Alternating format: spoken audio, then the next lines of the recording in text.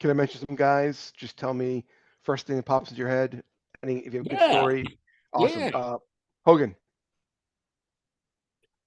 Peaceful now. Just what a great guy. I was very flattered to be invited to his 70th birthday party. It was a surprise, maybe 5 months ago, 6 months ago. Just what a neat, and I'm involved with a couple other business things, but what a just inner peace. Seems so happy now, just, praise God. But he doesn't shove it down your throat. But he's just, man, what a different guy. That's peaceful. Unbelievable. Macho Man. Oh, man, he was a good dude. Crazy, controlled aggression, but was in control all the time. And just a tremendous guy. Very genuine too. Like you said, sit right down to you, talk to, but really care about how you are. Good man. Brother Lanny, same way. Great guy. Yeah. Miss those guys tremendously. I had Lanny on and we talked for like an hour, maybe 6 weeks before he passed. And what an intelligent guy. Yeah. So many different passions in life, and really admired and cherished his brother and his parents. Good man. They don't make him better than Lanny Poffo. You figure, so I'm 40, I'll be 50 in 2 months. Oh, So you cool. figure when he was the genius, or when he was Leaping Lanny, that was the height of my childhood there. So, Oh, yeah. it's one thing you talk to someone that you worked with or you're friends with, but when you get to talk to someone you grew up, and they'll always be larger than life people, no matter Well, like you how many said, times you see them. Scott Hall sitting next to you, putting his bag down. So, how you doing, kid? You excited to be? Come on, man. When you have Yeah. those kind of memories to share, and it's like any young football player marking out with Dan Marino and him taking him under his wing. I mean, come on. Sure. I mean, I had the GOAT of all time in our industry take me under his wing, welcome me to his home. I've spent countless. Oh, I can't even count them all.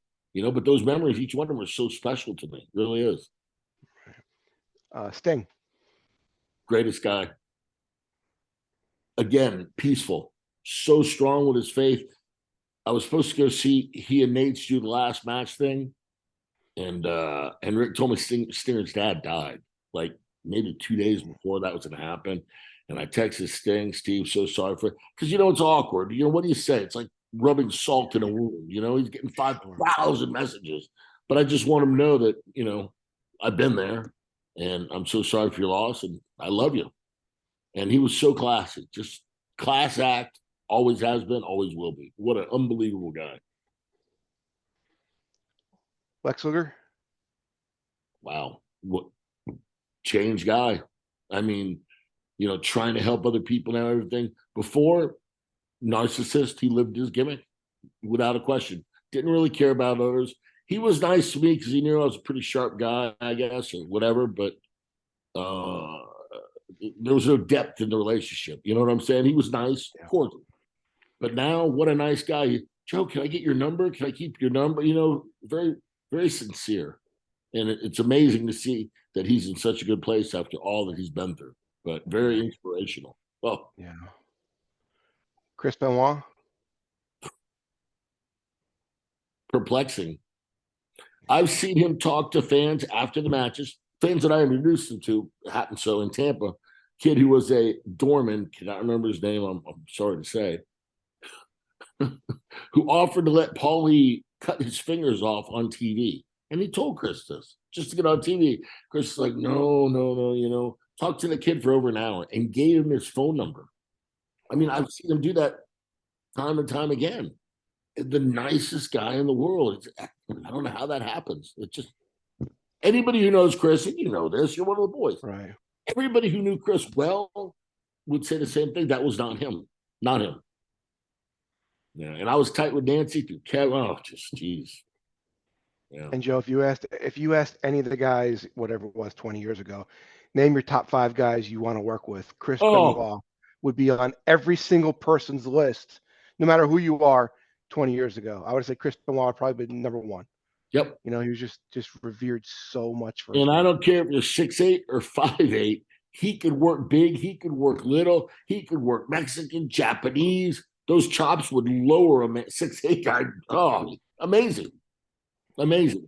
And he sold everything both offensively and defense, better than anybody else. Yeah, that was horrible. Every move he did, he used his entire body.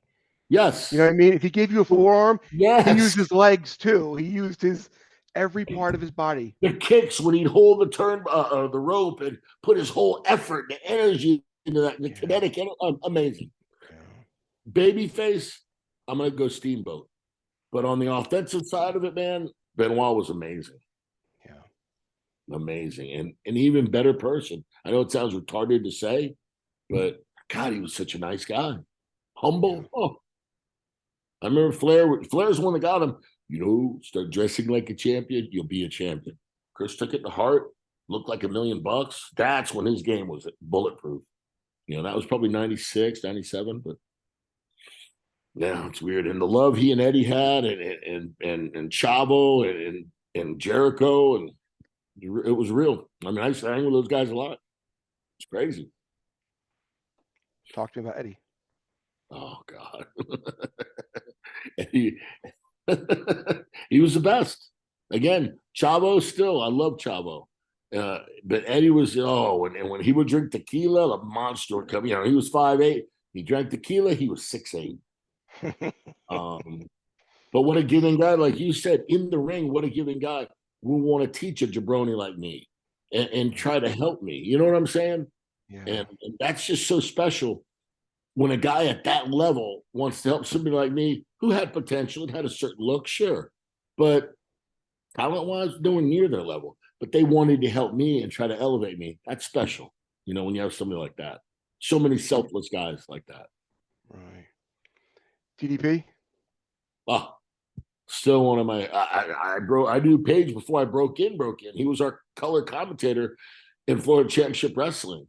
And he was a bar guy like me. So we had a lot of background. We had a couple of mutual girlfriends, I guess you could say, that I dated. Oh, he dated, vice versa. So he and I hit it off right away. And through the years, we've maintained a good friendship. And he still tries to get me to do the DDP, you know, kid, I'm telling you, lose the weight, Joey, I'm telling you, you know. And I've got them all in my house, you know, DVDs, the bands, the cuffs, you know, all that stuff. And Page's just a good guy, you know, and the things he's done for so many people. And he's just so, he just gets you so fired up, you know, and he's just all about positivity, man. The guy's a good guy. Makes the world a better place. No question. Scott Steiner? Great guy. I got on great with Scotty. Hilarious, badass. You know, back then he was single, so we'd run around together quite a bit. Maybe a few of the establishments that I won't name in Atlanta. But Scotty was a good dude. No nonsense. You know, in the ring, definitely. I never had to work against them. I did do some 6-man tags and stuff like that with them. Never worked against them. But good guy, just very serious. Took his craft serious. You know, obviously trained like an animal, lived his gimmick. But backstage, man, he was a good guy. You know, gave respect, got respect. You know how it is. Sure.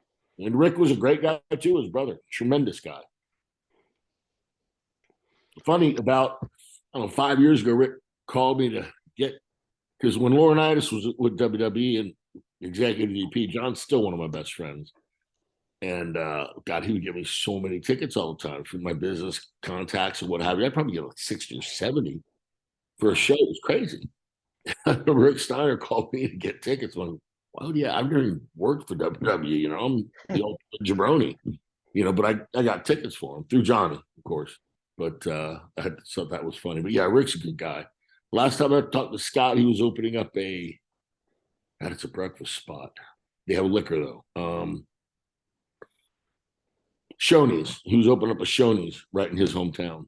So Scotty's doing good. Scotty was smart with his money.